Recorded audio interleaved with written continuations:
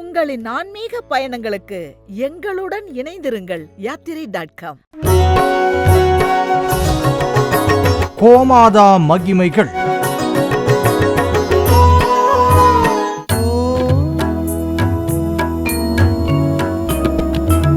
இதுவரை நமது ஜோதி தொலைக்காட்சியில் ஆன்மீகத்தில் மறைபொருளாயிருக்கும் எத்தனையோ விஷயங்களின் விஞ்ஞான தொடர்பை விளக்கி நமது மெய்ஞானம் அறிவுபூர்வமானதுதான் என ஆதாரத்துடன் நிரூபித்துள்ளோம்.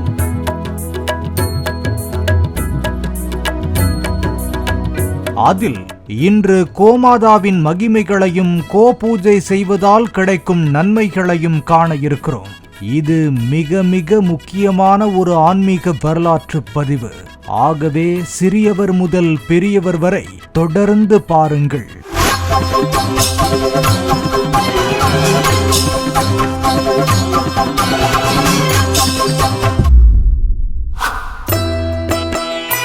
இனி சில கேள்விகளை கேட்டுவிட்டு பின்னர் பதில்களை ஒவ்வொன்றாக பார்க்கலாம்.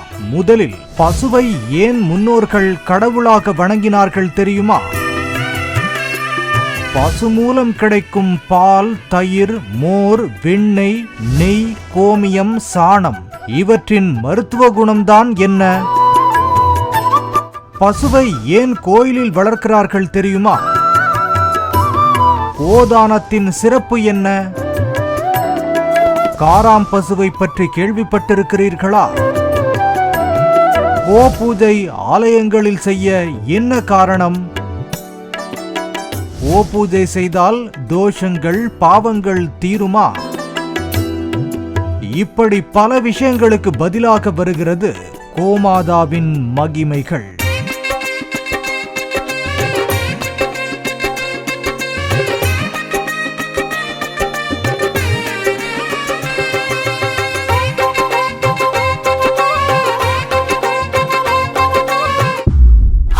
வாருங்கள் நிகழ்ச்சிக்கு செல்வோம். கோ என்றால் பசு. பசுவை அன்னையாக கருதி அதனை பெருமைப்படுத்தும் விதமாக கோமாதா என அழைக்கப்படுகிறது. ஆதி காலத்தில் இருந்தே பசுவை தெய்வமாக வழிபடும் வழக்கம் நம் பாரத தேசத்தில், குறிப்பாக இந்து மதத்தில் கடைபிடிக்கப்பட்டு வருகிறது. பசுவின் பின்புறத்தில் தான் 33 கோடி தேவர்களும் உள்ளனர். அதனால் பசுவின் பின்புறத்தை தொட்டு வணங்கும் வழக்கம் ஏற்பட்டது. கிராமப்புறங்களில் இன்றும் பசுமாடு என்பது வீட்டில் ஒரு நபராகவே கருதப்பட்டு வருகிறது. மேலும் ஆலயங்களில் கோ பூஜை செய்வதும், புதிதாக கட்டப்பட்ட இல்லங்களில் கிரகப்பிரவேசத்தின் போது கன்றோடு பசுவை அழைத்து கொண்டு வீட்டுள் நுழைவதும் காரணம் இல்லாமல் இல்லை. பசு ஒரு சாதுவான ஜீவன், அதீத நேர்மறை சக்தி கொண்ட வீட்டு விலங்கு. தெய்வத்தன்மை கொண்ட பசுவை வீட்டில் வளர்த்து வருவதன் மூலம் தீய சக்தி வீட்டுள் நுழையாது என்கிறது தர்மசாஸ்திரம். ஆனால் இன்று கால மாற்றத்தால் நகர்ப்புறங்கள் நவநாகரிகம் என்ற பெயரில் இளைய தலைமுறையினருக்கு பசுவை பற்றிய உண்மையான தகவல்கள் அனைத்தும் கொள்ளையடிக்க வந்த பிள்ளையர்களால் மறைக்கப்பட்டு விட்டது. அதையெல்லாம் வெளிப்படுத்துவதே இந்த நிகழ்ச்சியின் நோக்கம். பசுவால் என்னென்ன நன்மைகள் என இனி காணலாம். வாழ்வை வளமாக்கும் பசு. அந்த காலத்தில் எல்லோர் வீட்டிலும் பசுமாடு இருந்தது. அனைவரும் பசுவின் மகத்துவம் அறிந்து, அதன் மருத்துவ குணம் தெரிந்து, பசுவின் அனைத்து பொருட்களையும் உபயோகித்து ஆரோக்கியமாக, ஆனந்தமாக வாழ்ந்து வந்தார்கள். குறிப்பாக உடலுக்கு தேவையான முக்கிய சத்து பொருட்கள் அனைத்தும் மிக எளிய முறையில் பசு மூலம் கிடைக்க பெற்றனர். ஆனால் எப்பொழுது நாட்டு பசுமாடுகள் குறைய தொடங்கியதோ அப்பொழுது முதல் மனிதர்களின் ஆயுளும் ஆரோக்கியமும் சீர்கெட ஆரம்பித்தது என்றால் அது மிக இல்லை. அதன் காரணமாகத்தான் இன்று தெருவிற்கு 4 ஹாஸ்பிட்டலும், வீட்டில் 2 நிரந்தர நோயாளிகளாகவும் வாழும் சூழ்நிலை உருவாகி உள்ளது என்கிறார்கள்.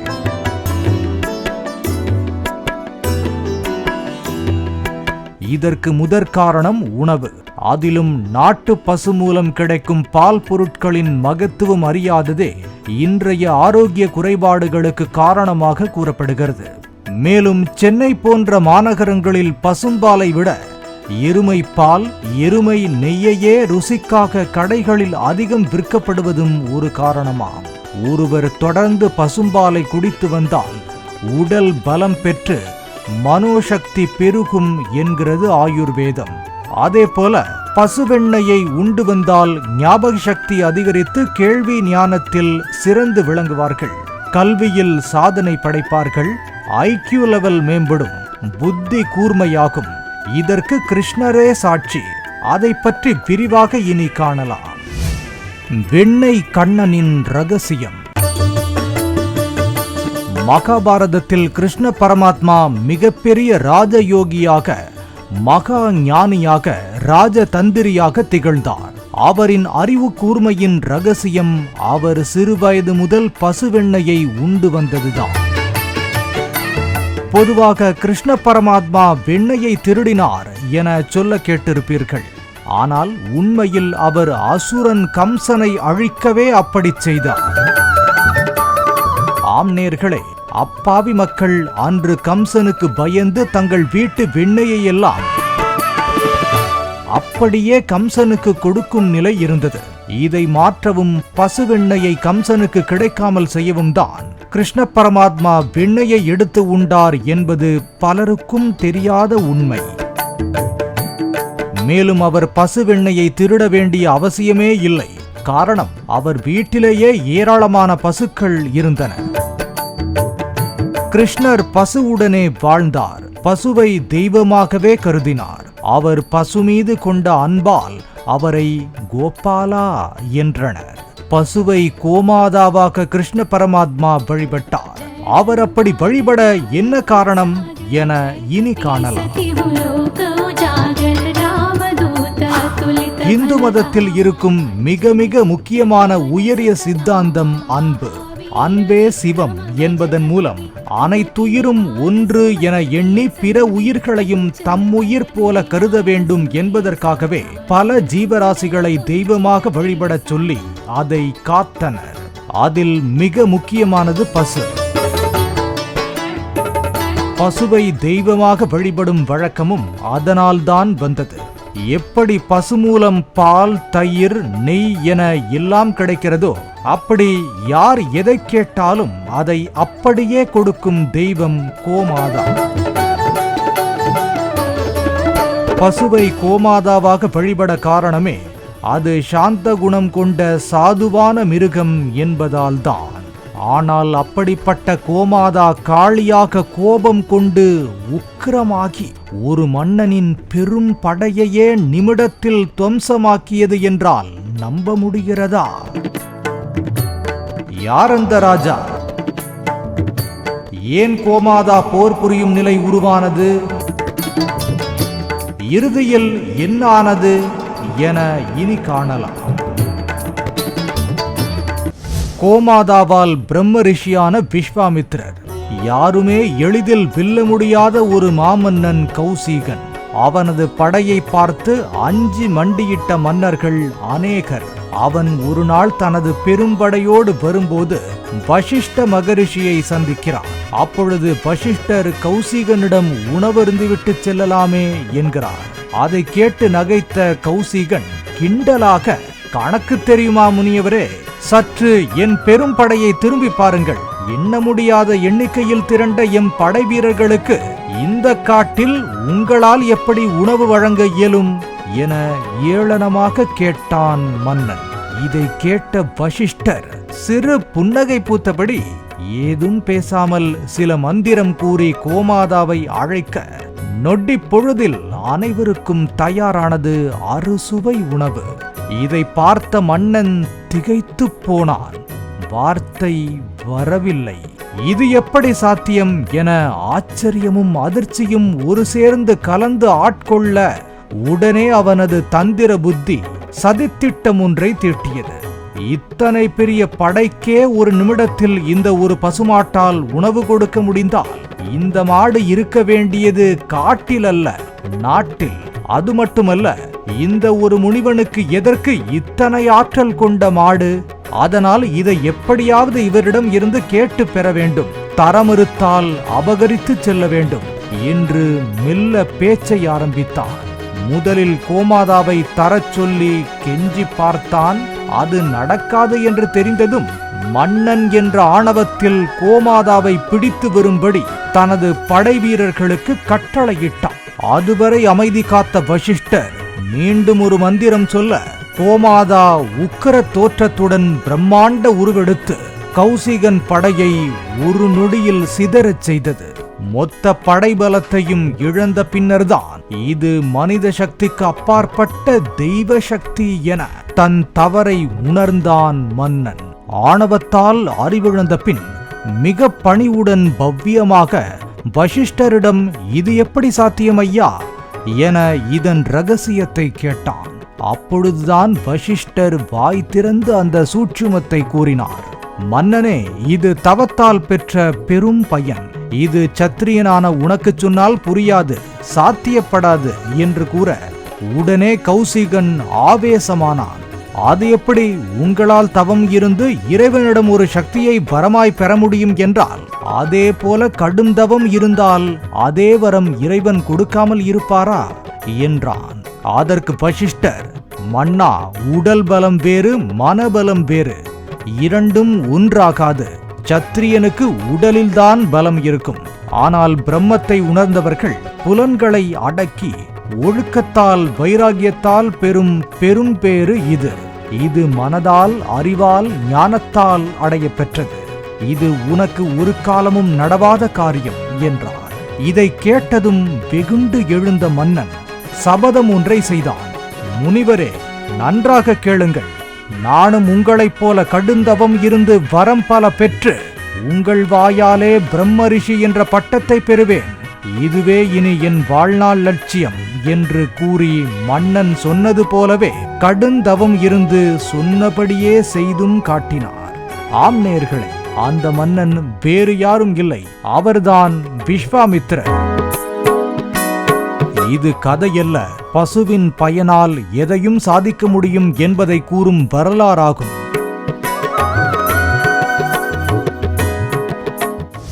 கோமாதா எங்கள் குலமாதா. இன்றைய காலத்தில் நகர விரிவாக்கத்தால் பல பழைய நல்ல விஷயங்களையெல்லாம் மூட நம்பிக்கை என கேலி பேசும் நிலை உள்ளது. அதில் ஒன்றுதான் சுத்தமான நாட்டு பசுமாடுகள் மூலம் கிடைக்கும் கோமியம், சாணமே மருந்தாகும்.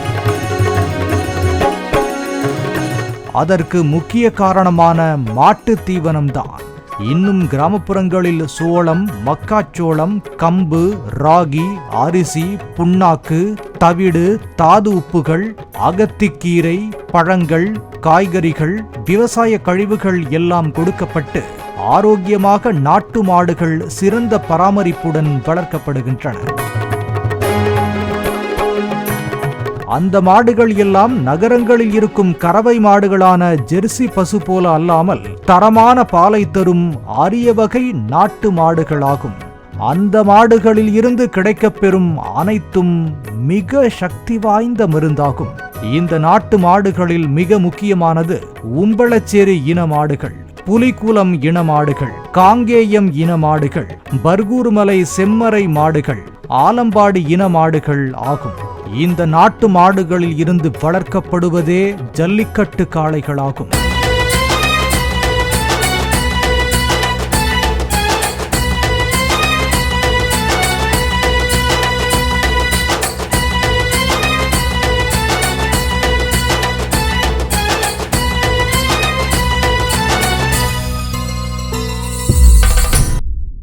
ஜல்லிக்கட்டின் போது வாடிவாசலில் அவிழ்த்துவிடப்பட்ட போது சீறி பாய்ந்த மாடுகள் யாவும் பெரும்பாலும் நம் கிராமப்புறங்களில் ஒரு குழந்தையை விட, பெற்ற பிள்ளையை விட மிகவும் பாசமாக வளர்க்கப்படும் தரமான நாட்டு மாடுகளாகும். இப்படிப்பட்ட நாட்டு மாடுகளில் இருந்து பெறப்படும் கோமியத்தையே ஆயுர்வேதத்தில் மருந்தாக பயன்படுத்தப்படுகிறது. இந்த பசுக்களில் தெய்வ ஆக்கர்ஷண சக்தி இயல்பாகவே இருக்கிறது. இவை வீட்டில் இருந்தால் நோயே வராது. கெட்ட சக்தி, கண் திருஷ்டி, எதிர்மறை மனிதர்களின் தீய எண்ணங்கள், பேய் பிசாசு எதுவுமே நெருங்காது. சில சமயங்களில் தன் எஜமானுக்கு வரும் பெரிய ஆபத்துகளை கூட தடுத்து உயிர் தியாகம் செய்யவும் இவை தவறியதில்லை. எல்லாவற்றையும் விட அக்காலத்தில் இந்த பசுக்களை வாஸ்து தோஷம் வராமல் தடுக்கவும் பயன்படுத்தி உள்ளார்கள் நம் முன்னோர்கள் என கூறப்படுகிறது.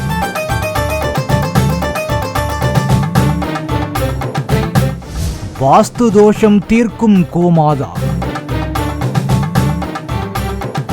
பொதுவாக புது வீட்டிற்கு குடி போனதும் தொடர்ந்து பிரச்சனைகள் வந்தால் உடனே வாஸ்து சரியில்லை என்று சொல்வதை கேள்விப்பட்டிருப்பீர்கள்.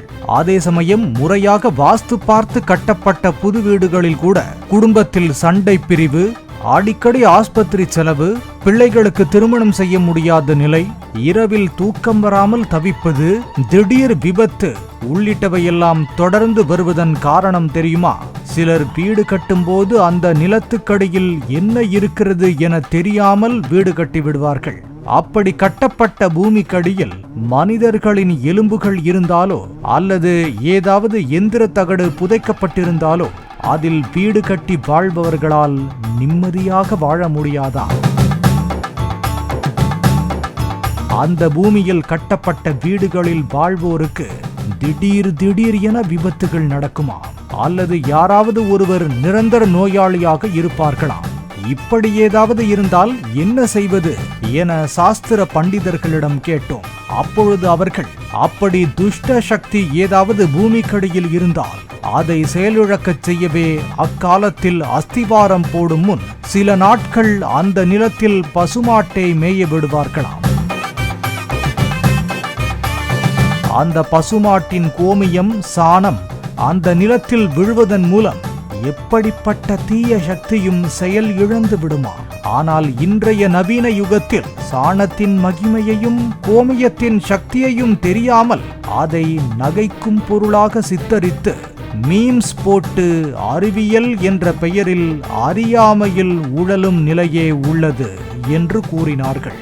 அதிலும் காராம் பசு பொருட்கள் நோய் தீர்க்கும் அருமருந்து என்றார்கள். அதென்ன காராம் பசு என கேட்டோம். அதை இனி விரிவாக காணலாம். நோய் தீர்க்கும் காராம் பசு. இன்று உலகில் ஏதோ புது நோய்கள், புது கிருமிகள் எல்லாம் அறிவியல் வளர வளர அதிகரிக்கிறதே தவிர குறைந்த பாடில்லை.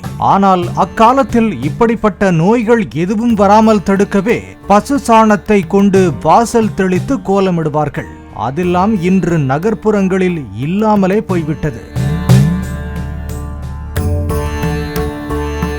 மதுரையில் மாட்டுத்தாவணியும் சென்னையில் மந்தைவெளியும் பேரளவில் மட்டுமே இன்றும் உள்ளது. ஆனால் அக்காலத்தில் பசு இல்லாத இல்லமே இல்லை எனலாம். பசுக்களில் மிக சக்தி வாய்ந்தது காராம் பசு. இந்த காராம் பசு முழுவதுமாக கருப்பு நிறத்தில் இருக்கும். இந்த காராம் பசு அதிகமாக கோயில்களில் பார்க்க முடியும். காராம் பசுவின் நெய், கோமியம், சாணம் முதலியவை மந்திர தந்திர சக்தி கொண்டது, நோய் எதிர்ப்பு சக்தி கொண்டது. உடல்நலம் பாதிக்கப்பட்டவர்கள் ஒரு மண்டலம் தொடர்ந்து காராம் பசும்பாலை குடித்து வர எப்பேற்பட்ட நாள்பட்ட நோயும் குணமாகும் என்கிறார்கள். மேலும் காராம் பசு நெய்யுடன் அஞ்சன கல்லையும் தர்ப்பை புல் சாம்பலையும் சேர்த்து மை செய்து வைத்துக் கொண்டு பூசி வர பேய் பிசாசு நெருங்காதாம். குறிப்பாக குழந்தைகள் இரவில் எதையாவது பார்த்து பயந்து அழாமல் இருக்கவும், கண் திருஷ்டி பாதிப்பு ஏற்படாமல் தடுக்கவும் அக்காலத்தில் இந்த காராம் பசுவால் செய்த மையை பூசி வந்தார்களாம். இது மட்டுமல்ல, இன்று கோமியத்தின் மருத்துவ குணம் தெரியாததாலும் அதை எந்த மாட்டில் இருந்து எப்படி பிடிக்க வேண்டும், எப்பொழுது பிடிக்க வேண்டும், பிடிக்கும் காலம் வளர்ப்பிறையா, தேய்ப்பிறையா, அதிகாலையிலா, மாலை வேளையிலா, பிடித்த பின் எப்படி உபயோகிக்க வேண்டும் என்பது எதுவுமே தெரியாததால் தான் கோமியத்தை பசு மூத்திரம் என கேலி பேசுகிறார்கள். இன்றும் ஆயுர்வேதத்தில் பல நோய்களுக்கு மருந்தாக கோமியம் உள்ளது. காயத்ரி உபாசனை செய்து வருவோரும், தினமும் முறையாக சந்தியாவந்தனம் செய்து வருவோரும் தீட்சை வாங்கி குரு வழிகாட்டுதலோடு நித்திய பூஜை செய்து வருவோரும் பஞ்சகவ்யம் எனப்படும் பால், தயிர், நெய், கோமியம், சாணத்தை உண்பதன் மூலம் அதீத ஆற்றலும் தெய்வ சக்தியும் பெறுகிறார்கள் என்பது மறுக்க முடியாத உண்மை. இப்பொழுதும் இந்தியா முழுக்க பல கோசாலைகளில் இருந்து சாணத்தை சேகரித்து தரமான விபூதி செய்யப்படுகிறது. இந்த விபூதியை உள்ளங்கையில் வைத்துக்கொண்டு மந்திரம் கூறி அதை உருவேற்றி வைத்தால் என்ன காரியம் நினைத்து அதை பூசினாலும் உடனே பலித்தமாவதை அனுபவத்தில் உணரலாம். சக்தி வாய்ந்த இந்த விபூதியில் சிறிது வில்வ இலையை போட்டு வைத்து உபயோகித்து வந்தால் நோயே வராது, உடல் சமநிலையில் இருக்கும். பசுவை பாதுகாக்கவே ஆலயங்களில் கோசாலையை அமைத்து கோபூஜை செய்து வருகிறார்கள். பல ஜென்ம பாவங்களை போக்கும் கோமாதா அவதார மகத்துவத்தை இனி காணலாம். கோமாதா மகிமை. பிரம்மதேவர் தனது சிருஷ்டியில் உலகம் உய்ய முதலில் கோமாதாவான பசுவை படைத்தாராம். பின்னர் அதன் உடலில் 14 உலகையும் 33 கோடி தேவர்களையும் இருக்கச் செய்தார் என்கிறது புராணம். அதில் முதலில் வந்தவர்களான தர்மராஜனையும் காலதேவனையும் கோமாதா முகத்தில் இருக்கச் செய்தாராம் பிரம்மதேவர். மற்றவர்கள் கோமாதா உடல் எங்கும் குடியேறச் செய்தாராம். இதில் கங்கையும் மகாலட்சுமியும் தாமதமாக வந்தார்களாம். அதனால் மகாலட்சுமிக்கும் கங்கைக்கும் பசுவின் உடலில் இருக்கும் இடம் கிடைக்கவில்லை. அப்போது கோமாதாவின் உடலில் இடம்பெற வேண்டும் என்று லட்சுமியும் கங்கையும் விரும்பி பிரம்மாவிடம் வேண்டினார்களாம். எங்கேயாவது இருக்க ஓர் இடம் கொடுத்தால் போதும் என்றதனால் கோமாதாவின் உடலில் இருந்து வரும் சாணம், கோமியம் இரண்டும் யாருக்கும் சொந்தமாகவில்லை. ஆகையினால் நீங்கள் விரும்பினால் அதில் இருக்கலாம் என்று கூறியதால் லட்சுமியும் கங்கையும் மிகுந்த மகிழ்ச்சியுடன் அங்கு இருக்க சம்மதித்தார்கள் என்கிறது தேவி பாகவதம். அதனால்தான் இன்றும் பசுவின் பின்புறத்தில் இருக்கும் லட்சுமியையும் கங்கையையும் பக்தர்கள் தொட்டு வழிபடுகிறார்கள். மேலும் சகல பாபங்களையும் போக்கி லக்ஷ்மி கடாசம் அளிக்கக்கூடியது என்கிறது சாஸ்திரம். பசுவை வழிபட்டால் எல்லா தெய்வங்களையும் வழிபட்ட பலனை அடையலாம் என்கின்றன புராணங்கள். பல கோடி யாகங்கள் செய்த பலனும் 7 ஜென்மங்கள் தவம் இருந்த புண்ணியமும் ஒரே ஒரு கோபூஜை செய்வது மூலம் கிடைத்து விடுமாம். அந்த காலத்தில் அனைவரும் இந்த விஷயங்கள் எல்லாம் அறிந்தே கோபூஜையை செய்தார்களாம். முன்பு அரசர்களின் ஊர்வலங்களில் பசுதான் முதலில் செல்லும். அதிகாலையில் பசுவை தரிசனம் செய்தால் எல்லா தீர்த்தங்களிலும் நீராடிய பலன் கிடைக்கும் என்பது ஐதீகம். அதனால்தான் வீட்டில் கிரகப்பிரவேசம் செய்யும் பொழுது கோபூஜை செய்து பசுவும் கன்றும் வீட்டிற்குள் நுழைந்த பிறகே வீட்டினர் குடியேறுவர். இவ்வாறு செய்வதால் சகல தோஷங்களும் விலகி சகல சம்பத்தும் கிடைக்க அது வழிகாட்டும் என்பது நம்பிக்கை. அதேபோல வீட்டில் குழந்தை பிறந்து புண்ணியாக வாசனம் சடங்கு செய்யும் போது பஞ்சகவ்யம் தம்பதியருக்கும் மற்றவர்களுக்கும் கொடுக்கப்படுகிறது. இன்றும் சில கிராமத்து மக்கள் பெண்கள் கர்ப்பம் தரித்த 3வது மாதத்தில் இருந்து பஞ்சகவ்யம் சாப்பிடுவது வழக்கமாக உள்ளது. பசுவின் பின்புறத்தை தொட்டு கும்பிட்டாலே எந்த தடையும் விலகும். கோவில்களில் அதிகாலை நேரம் நடைபெறும் கோ பூஜையில் கலந்து கொண்டால் சகல ஐஸ்வர்யங்களும் இல்லத்தில் குடிகொள்ளும். மேலும் கிரகதோஷங்கள், பாவங்கள், சாபங்கள் அகல எளிய வழி கோபூஜைதான். பசுவின் உடலில் இருந்து வரும் ஆகர்ஷண சக்தி மூலம் பலவிதமான பிரச்சனைகள் தீர்கிறது என்பதை அறிந்த முன்னோர்கள் ஆலயங்களில் கோபூஜை செய்யும் வழக்கத்தை ஏற்படுத்தினர். இன்றும் பல ஆலயங்களில் தினமும் கோபூஜை நடைபெறுகிறது. கோபூஜை செய்யப்படும் போது அதன் அருகே நிற்பவர்கள் எதை வேண்டி கேட்டாலும் அது உடனே நடக்குமாம். தீராத நோய் தீருமாம். மனத்தெளிவு உண்டாகி நேர்மறை சக்தி வளர்வதால் தான் ஆலயங்களில் தினமும் கோபூஜை செய்வதாக கூறப்படுகிறது. கோபூஜைக்கு மிகவும் பிரசித்தி பெற்ற திருச்சி திருவானைக்காவல் ஜம்புகேஸ்வரர் ஆலயத்தை இனி காணலாம். 60வது தலமாக இருக்கும் திருச்சி திருவானைக்காவல் ஆலயம் பஞ்சபூத தலங்களில் நீர்த்தலமாகும். தமிழ்நாட்டில் உள்ள மிகப்பெரிய சிவாலயங்களில் திருவானைக்காவல் தலமும் ஒன்று. 6 ஆதார தலங்களில் இத்தலம் சுவாதிஷ்டான தலம். தேவாரம் பாடிய மூவராலும் பதிகம் பாடப்பெற்ற சிறப்புடைய தலங்களில் இதுவும் ஒன்று. இத்தல இறைவனையும் இறைவியையும் வழிபட்டு வர சகல தோஷங்கள் நீங்கும் என்பது நம்பிக்கை. இங்கு உஷத் காலத்தில் கோபூஜையும் உச்சிக்காலத்தில் சுவாமிக்கு தினமும் அன்னாபிஷேகமும் மிக விமர்சையாக நடைபெறுகிறது.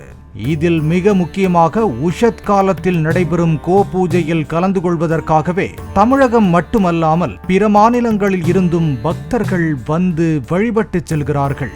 அதேபோல உச்சிக்கால பூஜையின் போது சிவாச்சாரியார் அன்னை அகிலாண்டேஸ்வரி போல பெண் வேடமிட்டு கிரீடம் அணிந்து கொண்டு மேளவாத்தியங்களோடு யானை முன்னே செல்ல சுவாமி சந்நிதிக்கு வந்து சுவாமிக்கு அபிஷேக ஆராதனைகளை செய்வது இத்தலத்தின் தனிச்சிறப்பாகும். அருள்மிகு ஜம்புகேஸ்வரர் அகிலாண்டேஸ்வரி திருக்கோவில் திருவானைக்காவல் பஞ்சபூத ஸ்தலங்களிலே நீர் ஸ்தலமாக இருக்கக்கூடியது இத்திருக்கோவில். இத்திருக்கோவிலில் தினமும் உச்சிகால வேளையில் பூஜை மிகவும் சிறப்பு.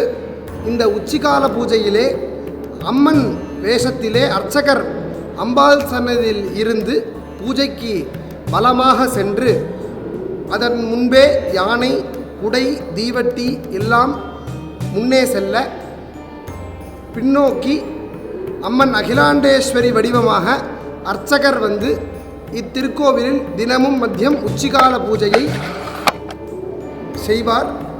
அதனைத் தொடர்ந்து சுவாமி சன்னதியில் விசேஷ பூஜைகள் நடைபெறும். அதனைத் தொடர்ந்து கோபூஜை செய்வித்து அம்மன் சன்னதி வந்து மகா தீபாராதனை நடைபெறும். இத்திருக்கோவில் மிகவும் ஒரு முக்கியமான உச்சிகால பூஜை, ஒரு ஐதீகமாக தினமும் இந்த பூஜையை செய்து கொண்டு வருகிறார்கள். அனைத்து பக்தர்களும் இந்த உச்சிகாலை பூஜையை தரிசனம் செய்வதனால் எல்லோருக்கும் எல்லா விதமான நலன்களும் கிடைக்கும் எனும் அம்மனிடம் பிரார்த்தனை செய்கிறோம். நேர்களே, காலமாற்றத்தால் இன்று எத்தனையோ அரிய கண்டுபிடிப்புகள் வந்த போதும் அவற்றை விஞ்சும் அளவுக்கு அன்றே பல அரிய விஷயங்களை வழிபாடு என்ற பெயரில் நம் முன்னோர்கள் செய்து வந்தார்கள் என்பதுதான் உண்மை. பசுவை கன்று உடன் சேர்த்து 3 முறை வலம் வந்து நமஸ்காரம் செய்து கீழ் உள்ள மந்திரத்தை சொல்ல நற்பலன்கள் கிடைக்கும். இதோ அந்த மந்திரம். ஓம் காமதேனுவே நமக, ஓம் சகல தேவதா ரூபிணியே நமக, ஓம் மகாலட்சுமி வாசினியை நமக, ஓம் ரிஷபபத்தினியே நமக, ஓம் சௌபாகிய தாரண்யை நமக, ஓம் சர்வரட்சண்யை நமக, ஓம் ரோகநாசின்யை நமக, ஓம் ஜெய வல்லபாயை நமக, ஓம் ஸ்ரீ தாரண்யை நமக, ஓம் பபிலாய நமக, ஓம் சுரப்யை நமக, ஓம் சுசீலாயை நமக, ஓம் மாகா ரூபிண்யை நமக, ஓம் சகல சம்பித் தாரண்யை நமக, ஓம் சர்வமங்களாயை நமக.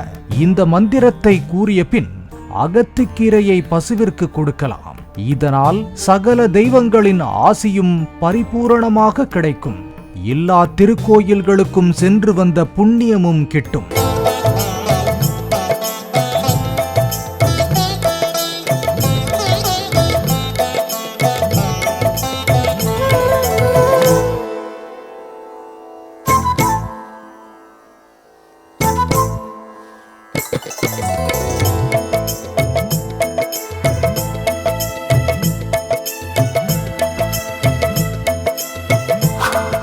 கோபூஜை எப்பொழுது செய்ய வேண்டும்? மகாலட்சுமிக்குரிய பூர நட்சத்திர நாளில் கோபூஜை செய்வதால் கணவன் மனைவிக்கிடையே ஒற்றுமை மேலோங்கும். தேவையில்லாத சண்டை சச்சரவுகள் குறையும். அமாவாசையன்று பருத்திக்கொட்டை பாலில் வெல்லம் கலந்து பசுவிற்கு கொடுப்பது மிகுந்த புண்ணியம் என்கிறார்கள். அது மட்டுமல்ல, எந்த கிரகம் தீங்கு செய்கின்றதோ அதற்குரிய கிழமையில் சர்க்கரை பொங்கல் வைத்து பசுவிற்கு கொடுத்தால் கிரக பாதிப்புகள் நீங்குமா? நீண்ட நாட்களாக புத்திர பாக்கியத்தை எதிர்பார்த்து காத்திருப்பவர்கள் வாழைப்பழத்துக்குள் வெல்லம் வைத்து பசுவிற்கு கொடுத்து வந்தால் பிதுர் தோஷம் போன்றவை விலகி குலம் தழைக்குமா? மேலும் வீடு கட்டும்போது பாதியில் நின்றாலோ, வீடு கட்டுவதில் தடைகள் வந்தாலோ அந்த இடத்தில் கோமியத்தை தெளித்து பசுவையும் அந்த இடத்தை சுற்றி வரச் செய்தால் இல்லம் கட்டுவதில் இருந்த தடை அகலுமா? அஷ்டமத்து சனி, ஏழரை நாட்டு சனி, கண்டகச் சனி போன்ற சனி ஆதிக்கங்கள் உள்ளவர்கள் சனிக்கிழமை பசுவிற்கு அகத்திக்கீரையை கொடுக்கலாம். பொதுவாக செவ்வாய், வெள்ளிக்கிழமைகளில் இல்லத்தில் கோமியம் தெளித்தால் கண் திருஷ்டி மற்றும் மனக்குழப்பங்கள் போய் மகிழ்வான வாழ்க்கையும் மகாலட்சுமியின் கடாட்சமும் கிடைக்குமா? கோயிலுக்கு சென்று கோபூஜை செய்ய முடியாதவர்கள் வீட்டில் கோமாதா படத்தையோ அல்லது பசுவும் கன்றும் இணைந்த படமோ அல்லது விக்கிரகமோ வைத்து வழிபடுங்கள். குறிப்பாக வெள்ளிக்கிழமை தோறும் மாலை நேரத்தில் பூஜை செய்யுங்கள். நிச்சயம் உங்கள் வாழ்வில் மிகப்பெரிய மாற்றம் வரும் என்பது திண்ணம்.